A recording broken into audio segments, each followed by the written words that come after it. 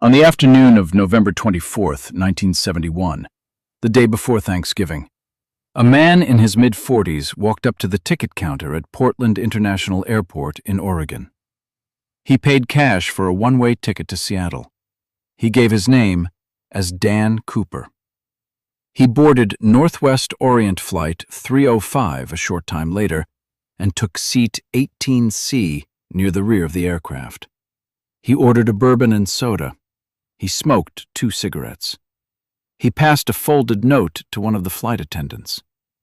6 hours later, somewhere over the forests of southwestern Washington state, he opened the rear staircase of the aircraft and jumped into the night with $200,000 in $20 bills strapped to his chest. The Federal Bureau of Investigation searched for him for 45 years. They opened a file labeled NORJAK. They identified more than 1,000 suspects. They never found him. In July 2016, the Bureau formally suspended its active investigation. The case remains the only unsolved act of air piracy in the history of commercial aviation. This is the story of D.B. Cooper, the name that was never his, and the small cluster of physical objects he left behind. The aircraft was a Boeing 727. There is one detail about that aircraft type that matters more than any other. The Boeing 727 has a stairway that folds down from the rear of the fuselage beneath the tail. In flight, the stairway can be opened from inside the cabin without depressurizing the aircraft. The man who called himself Dan Cooper either knew this or had been told. He took his seat at the rear of the cabin. He ordered the bourbon and soda. The flight attendant who served him was a young woman named Florence Schaffner. She was in her early 20s. He paid for the drink in coins. As she counted the change, he handed her the folded note. She placed the note in her pocket without reading it. She assumed it was a phone number. She moved to the next row. A moment later, he leaned across the aisle and spoke to her quietly. He said, "Miss, you'd better look at that note. I have a bomb." Schaffner read the note.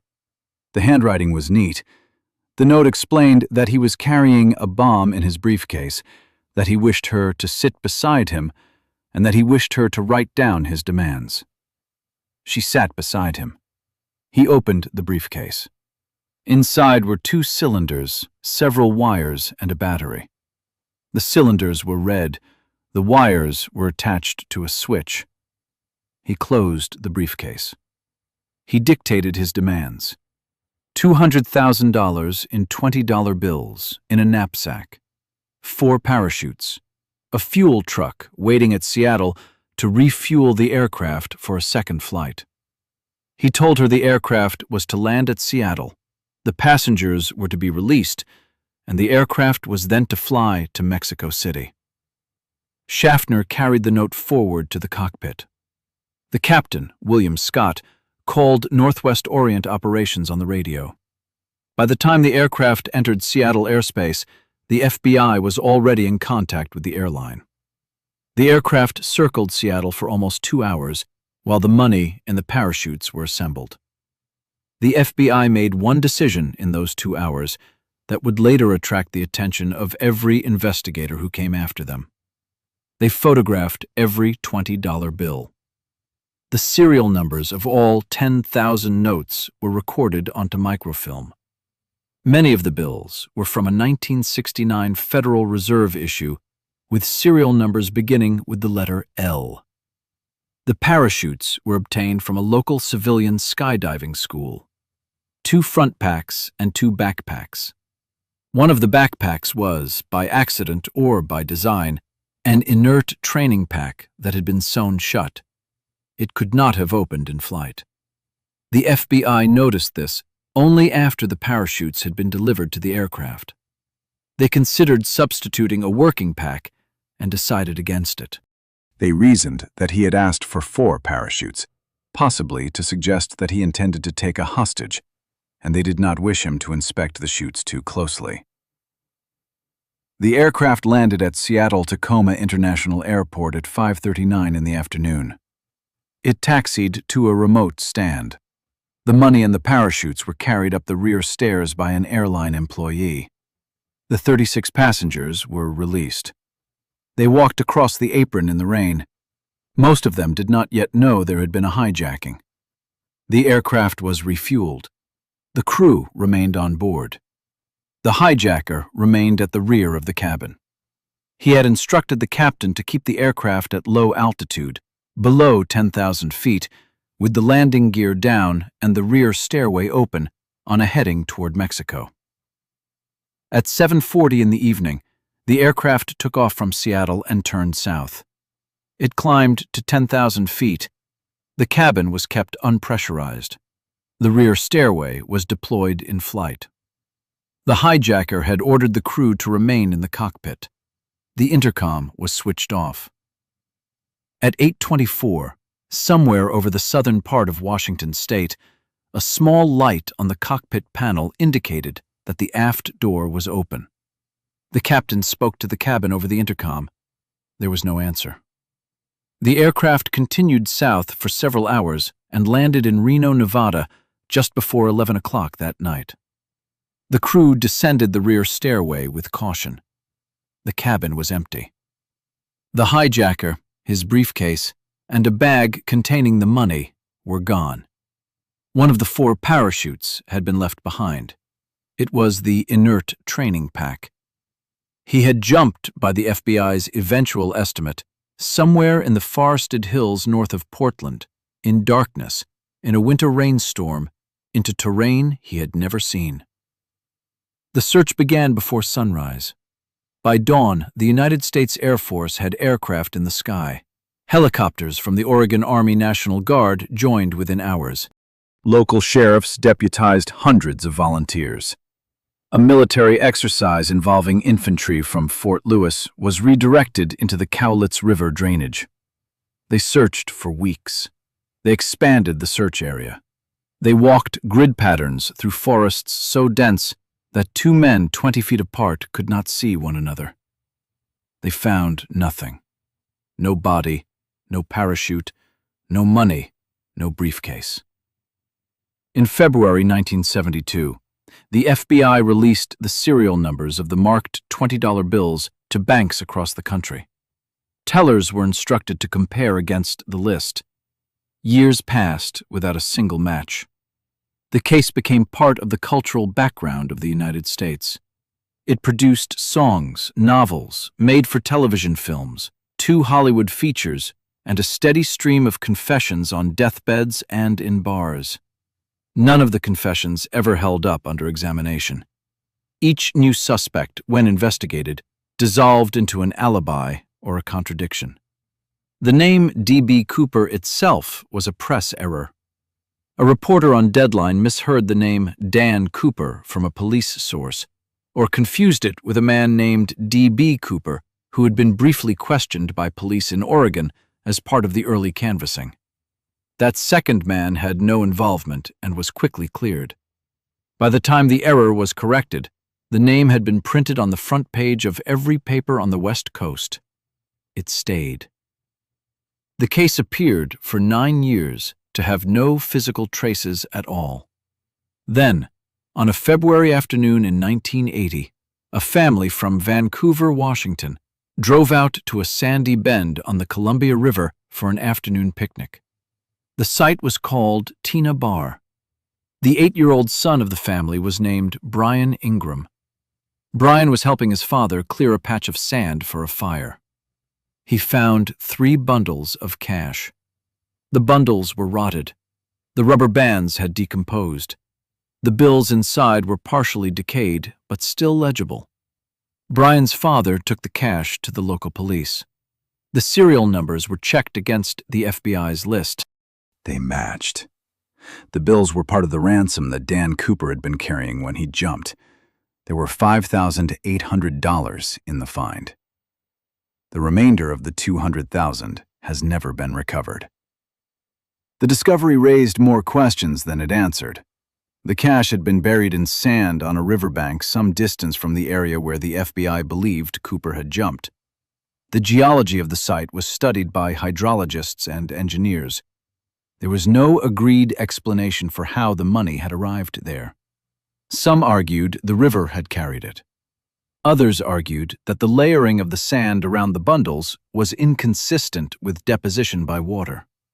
Some argued, more darkly, that someone had buried it there years after the jump. The bills are now in the possession of Brian Ingram.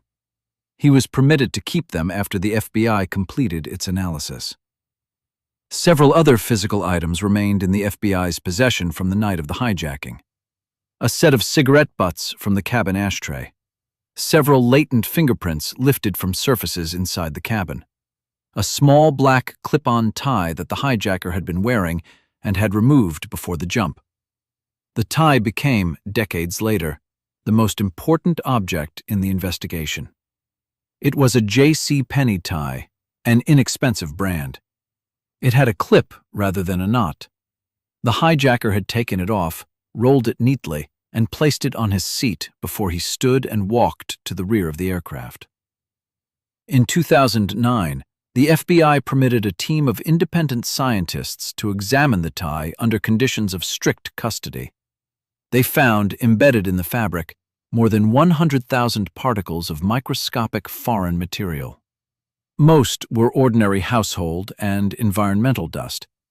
A small fraction were unusual.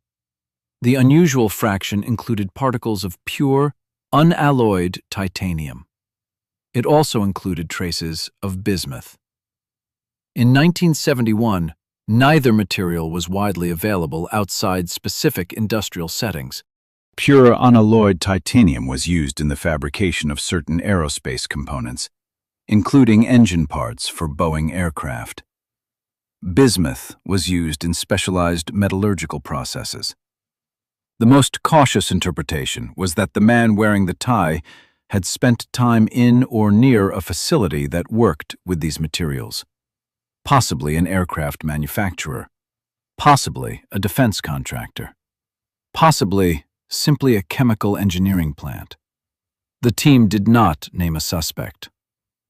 In 2025, the analysis was extended with newer instruments. The findings were broadly the same. The FBI agents who worked the case have given a number of interviews over the years. Most of them have come to the same conclusion. They do not believe the man who called himself Dan Cooper survived the jump. The reasons they give are practical. He jumped from low altitude into a winter rainstorm at night in unknown terrain, wearing loafers and a business suit. He did not appear to know where he was. He had not asked the pilots for the aircraft's position. He had not carried any apparent survival equipment. He had not checked the parachutes before he jumped and had not noticed that one of the four was inert. Special Agent Larry Carr, who took over the case in 2009, summarized the Bureau's working hypothesis in a single line in a press conference. He said, "Diving into the wilderness without a plan, without the right equipment, in such terrible conditions, he probably never even got his parachute open." A small number of investigators disagree. Some have noted that no body, no parachute harness, and no fragment of clothing has ever been found in the search area, despite 4 decades of effort. They argue that if he had died, something would have been recovered. They argue that he must have survived the jump. Both sides acknowledge that the only physical evidence in either direction is the small bundle of decaying bills found by an 8-year-old boy in 1980. In 2016, the FBI announced that it was suspending active work on the case in order to direct its resources to other priorities. The file remains open in the technical sense. New physical evidence, if it surfaces, will be examined. The Bureau no longer accepts new suspect submissions.